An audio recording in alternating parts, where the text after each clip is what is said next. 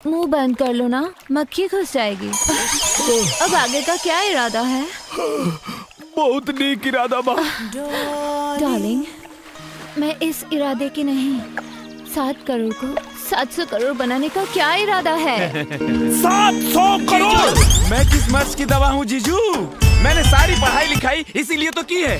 मेरे पास बिजनेस का एक बहुत बड़ा आइडिया है, जिससे 1 साल में आपके 7 करोड़ 14 करोड़ हो जाएंगे, और 2 साल में 14 करोड़ का 28 करोड़, और 3 साल में ये 56 करोड़, 56 और फिर करोड़। चौथे साल में 112 करोड़। यानी कि 4 साल में जीजू आप ना करोड़पति से अरबपति, अरबपति से खरबपति, खरबपति शांतपति, शांतपति से महाशंकपति। Yes, you Oh my know. God. अरे बाप रे बाप।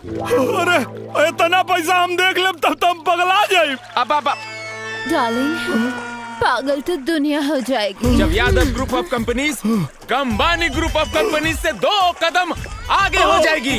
और जानते हैं जीजू, गंबानी जी भी 5वीं फेल थे। हाँ। अरे बाप रे बाप। डार्लिंग, अपने भाई की मने करा। अब आगे कुछ मत बताओ। हमके चक्कर आवता, अब हम गिर जाएंगे।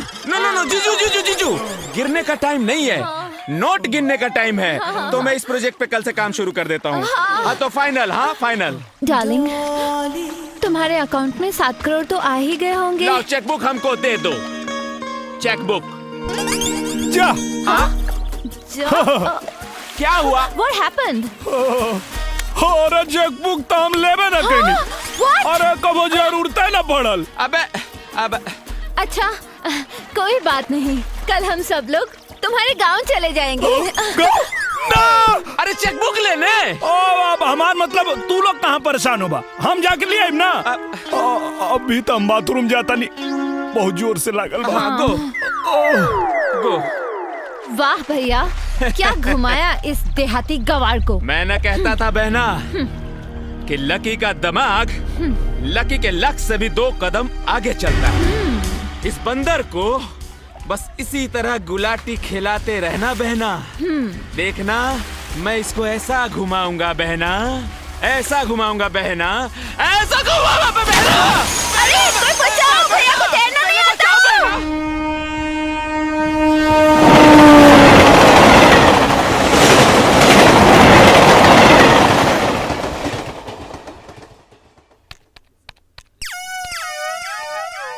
हमरा हिसाब से 2 करोड़ 16 लाख 30 हजार सरकारी खाता में चल गई। चल गए। ओ बाबा, हमके कोनो टैक्स वैक्स नहीं देवे के। अरे राजा बाबू, नियम कानून सबके माने के पड़ेला। एक बात और, जब तक मैं बनूंगा करोड़पति के TDS सर्टिफिकेट और आपके पैन कार्ड जब तक हमरा बैंक में जमा ना हुई, तब तक हम पैसा इशू ना कर सकिला। यार राजा, यहाँ तक खड़े 2 करोड़ 16 लाख 30 हजार के चुना लाग गई भाई। चले यहाँ से जल्दी चला, न तो सरकार और ही कोनो नियम कानून लगा दी और हमनी के हाथ में एक को अधेला ना बाची। अरे हाँ यार, हाँ ये कौन नियम है? पैसा हमारा और ले ली सरकार। हाँ ये चेकबुक दो हमारा। चुरकी मूछ। वाह बेटा, मूछ मुड़ा के बाबूजी का मार देला। सरादो कर लिया बड़ा की बाकी बा ना भैया, चोरी चुप के बैंक आयल बड़ा। चला, तुहार स्वागत करे खातिर बाबूजी बाहरे खड़े बानी। बाबूजी। अरे तू कहाँ जाता रखो ना। चला भैया, चला। अरे ये मुछिया चुरकिया रे माई देवर जी बम्बैया हो गए नहीं। अरे वो मुछिया चुरकिया में उलझल चुप बानी। रहा तू लोग, पहले ही बतावा तुम्हारा मोबाइल कहाँ बा? मोबाइल तो वही गिलास में गिर गई, जे गिलास में हम पियत रहनी। कहाँ पियत रही? बाबूजी, अब ठंडा ठंडा, पूरा बात बोलन कर। अच्छा चुप, पहले ही बतावा तू लोग कि 4 दिन से कहाँ रहले और क्या करत रहले? हम बम्बई में बाबूजी। बाबूजी, वो जवन करोड़पति वाला रहे कुल ना, अब वो जबरी रोक लेने पार्टी। चुप, ये बतावा तू लोग के बैंक में सीधे का करे गई रहला? अरे माई, वो देखे गई रहनी है कि खतवा में पैसा आई लेकिन ना। बाकी 2 करोड़ 16 लाख 30 हजार के चूना लग गई। पता ना सरकार काट लेलस कोने टैक्स में। लेकिन बाबूजी, मैनेजर जी बतावत रहे एगो और लफड़ा बा। ऊ का बेटा? जब ले TDS सर्टिफिकेट ना मिली और उकारे पैन कार्ड जो लेना बनी, तब ले 1 रुपया ना उतरी। चुप रहा, पैन कार्ड हम बनवा देता नहीं, ठीक? अरे पैन कार्ड तो तू बनवा देबा, लेकिन माई वो TDS सर्टिफिकेटवा तो मुंबई न मिली। तो TDS सर्टिफिकेटवा हमनी के मुंबई से लेके आवत। अब कहीं बम्बई में जाके तोरा जरूरत नहीं के, अब इहवे रहे के बाद तोरा। मुंबई गए लेके तो बड़ा जल्दी ख्याल पड़ गल तोरा के। बाकी एगो बात बताओ हमरा के, जौना लड़की का गोड़ घर में पड़ला से तोर सूतल किस्मत जाग गई और जगरा पूर्ण प्रताप से ते करोड़पति बन गईले, ओकरा ऊपर का बीता था ये तोरा के ख्याल नहीं के परत हैं? कबो नजर उठा के देखला ओकरा के हैं? अरे यो कुल हम ही के बतावे के परी, गोबर भरल है दिमाग में तोरा। जो भीतर जो अरे भाभी, अरे सुना हमार बात सुना। बतावे के बा कुसुम के बतावा।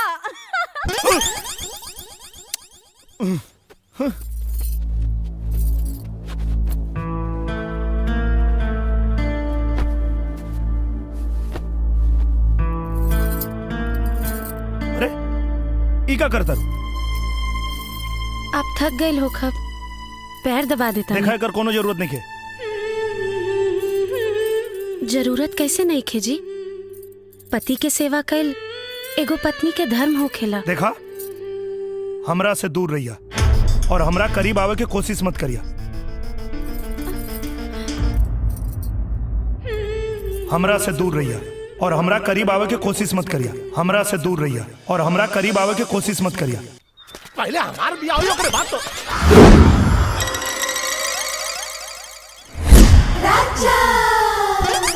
सात करोड़। रुक पागल।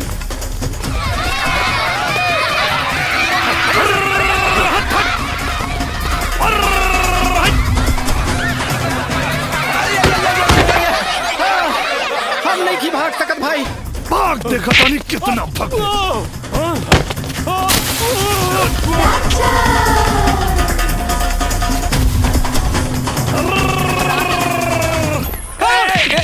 सुना सुना सुना सुना, अरे डबड़ू, ये कुत्ते के जैसे हापत कहाँ भागल जात मारा? डॉक्टर कहना कि बागला से सेहत ठीक रहले। हाँ? अरे राजा, ई का बात बा भाई? ये ले भाग रहल बा, तू ये ले भाग रहल बारे। रोज योगा करी ले ना भाऊजी। हाँ। मिठाई इनके खियावे के रहला करोड़पति के तो खाते नहीं खा। अच्छा अच्छा, अरे तेरे भागे का कौन बात बा? अरे चल ला ला आवा खा ला। शर्मात काहे बड़ा आवा। मिठाई है, खा ला। पहिन ला, अब मतलब खा ला। डबड़ू आवा। कौन आवा, पैदल ले आवा, जैसे जाएगा। आवा। अरे तू ना चंदा अपने सबूत के। हाँ? आवता गलती हो गई भैया, गलती हो गई। ठीक है, ये राजा जल्दी आवा, हमें डबरुआ के पकड़ के रख लिया। हाँ, जल्दी आवा राजा। राजा छोड़िए मत। आजा। अबे रुक।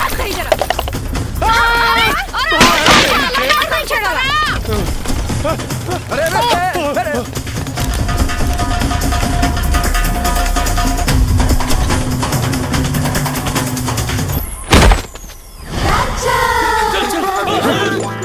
कारे कहाँ छुपल बकान चपड़ा? एकरा के ना मालूम ना हमरा के। झूठ बोलबे? अरे हाँ, फोन बाद में उठाइए, बता। बच गइल रे। बोल। ना मालूम। झूठ बोलबे? कसम से ना मालूम। गोलू कसम खाते ही भैया, बतावा नहीं तो तोनिए की लती आई। ए चाची,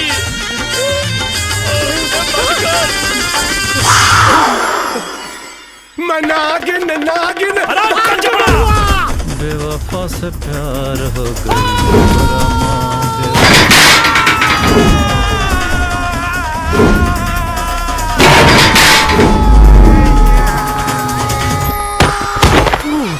बच गई नहीं भैया।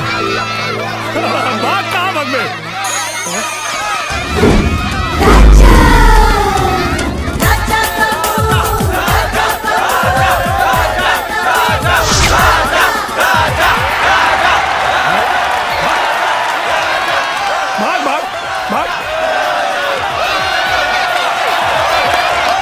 साधु वो बारो ना जीत पाई।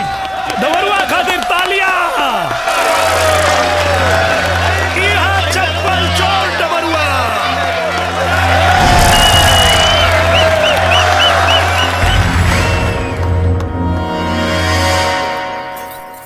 कुसुम, देवर जी तुझसे कुछ काला हन का? ये बात के तो दुख बा दीदी, वो हमसे कुछ कहबे ना करेले। अच्छा अब समझ में आई, पागल कहीं का। देखा देवर जी नया सोच के नया जमाने के हवन, आ तू उनका सामने ऐसे 5 मीटर का साड़ी लपेट के रहबू तो कैसे कुछ कही है? तो के उनका सामने अपन जलवा तो देखा वहीं के पड़ी। हाँ समझ लू, हाँ समझ लू कहा। अबे गोदना, आज डाली के बहुत याद आवता यार। अबे धीरा बोला, अगर कहीं बाबूजी के बात के भनक लग गई तो तहार खटिया खड़ी अब बिस्तर गोल हो जाई। अबे चुप कर, जब बोली तब कुछ उल्टे बोली।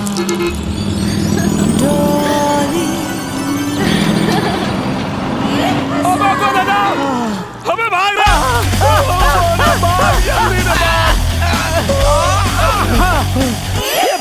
लेकिन हमने भागत काहे बानी? अरे भाई डॉली वहाँ आ गई यार। का डॉली? देखो भाई मजाक मत कर यार। अरे यार मजाक नहीं की कर, जोन बस गई है ना, ओ मैं अब अपना आँख से देखली है। अरे गजब हो गई, अब का हो यार। हे भगवान। ए गोदन, तू कहत रहे ना कि तोर माई बाप 4 धाम के यात्रा पे गइल बाड़े। हाँ, त काहे? अपना घर के चाबी निकाल। चाबी? अबे यार चाबी निकाल जल्दी। ओ शॉर्ट कट मार के जल्दी बस स्टैंड पे जो। Bus stand? और डाली केहू से कुछ पूछो ओकरा पहले ओके लेके हमरा घर, यानी तोरा घर यानी हमरा घर जल्दी लेके घर तो हर घर तो हमरा तो कुछ नहीं के समझ में आता भाई। चाबी दे जल्दी जो। हाँ ठीक है, जल्दी लेके आ। रुको।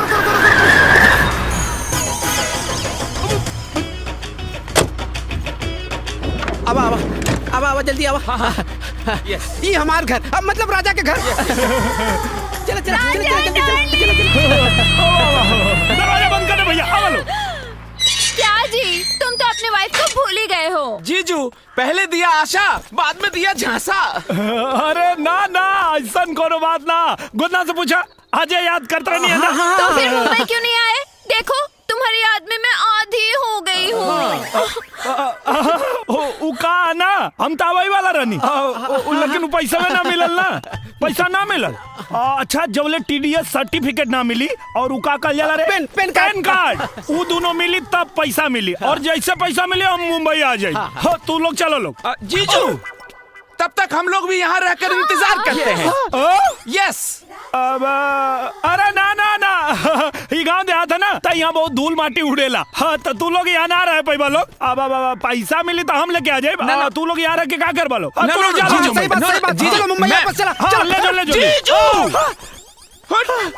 जब आप यहाँ रह सकते हो जीजू, तब हमारी बहना क्यों नहीं रह सकती है? और जब हमारी बहना रह सकती है तो ये लकी क्यों नहीं रह सकता? जब लकी रह सकता है तो ये जैकी क्यों नहीं रह सकता? डार्लिंग, बेडरूम कहाँ है? बेडरूम अब लोग उन्हें तो बाथरूम बा, बेडरूम तो इन्हें। हाँ डार्लिंग, तुम मेरे आने की खुशी में इतने पागल हो गए हो कि तुम्हें ये भी याद नहीं कि बाथरूम कहाँ है, बेडरूम कहाँ है।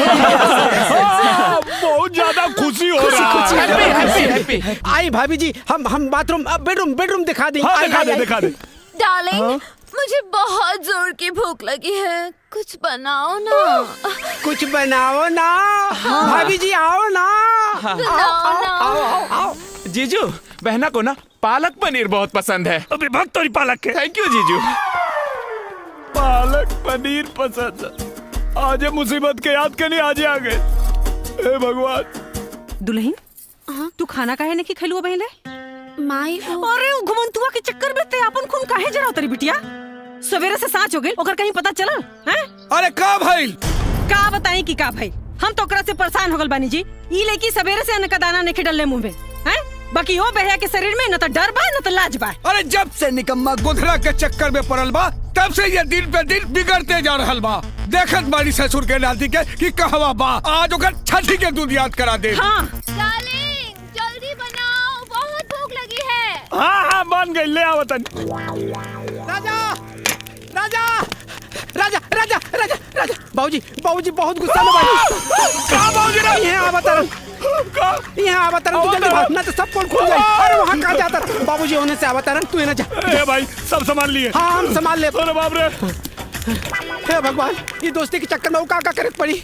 चलो तरकारी बना दी।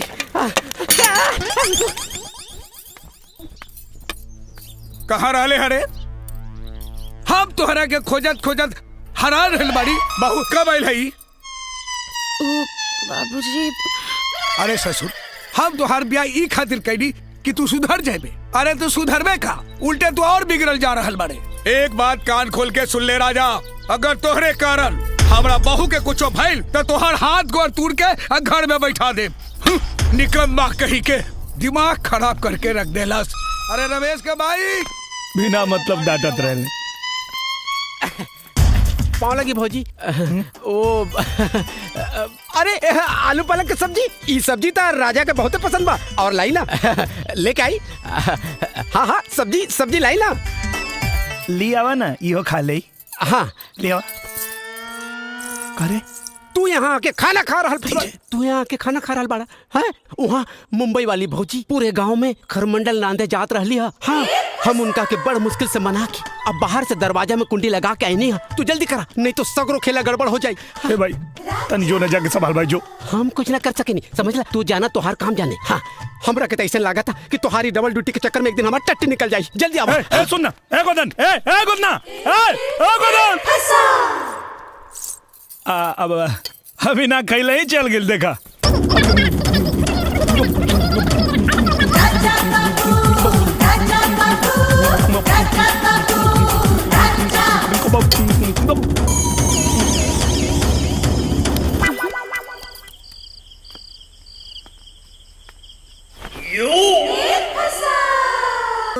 गुंडा मर गई झुलनिया दर्दबा।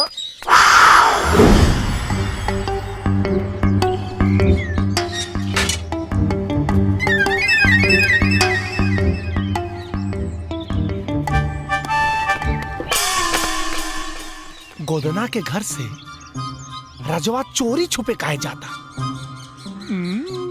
कुछ तो लफड़ा।